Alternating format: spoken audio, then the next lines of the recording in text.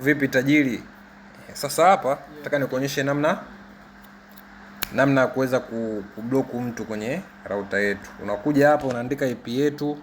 Tumia IP, ukitumia application hautapata, ambayo ni 196.168.3.1.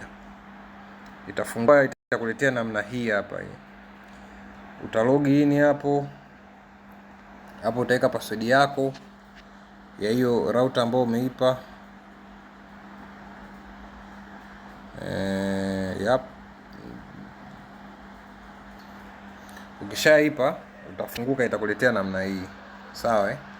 Kisha kuletea namna hii, bonyeza hapa ili kuletea katika mfumo wa desktop, ndio utaweza kufanya haya mambo. Hapa nimetuletea display ile ya juu. Hii hapa, nadhani inaonekana hapa. Display ile ya juu. Nikitaka kubadilisha majina hapa, password na majina hiyo hapa nabadilisha. Huyo jamaa kaweka vidoti. Ila nikitaka kumanage device ni hapa. Device ngapi zimeconnectiwa? Kuna device 3. Device ya Allen, device ya Bushiri na hiyo ThinkPad computer. Nikitaka kuwablock nabonyeza hapo. Huyo nishamblock huyo. Yaani atafanya nini aweze kujiunga.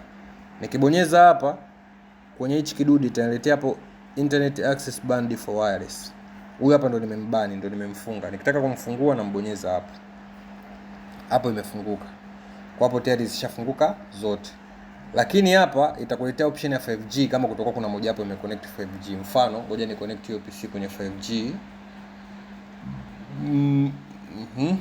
Nikiconnect kwenye 5G hiyo PC hapa itatoka. Sio maana imetoka, lakini nikiconnect hapa utaona 5G device.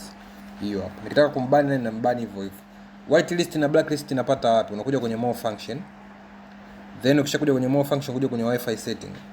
Then unakuja kwenye Wi-Fi access control. Hapa kuna blocklist. Blocklist hiyo ndo blacklist tunaita. Wale ambao umeweka kwenye blacklist utakaoweka.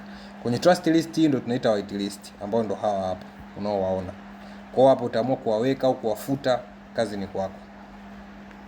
Lakini pia kuna hii guest wifi.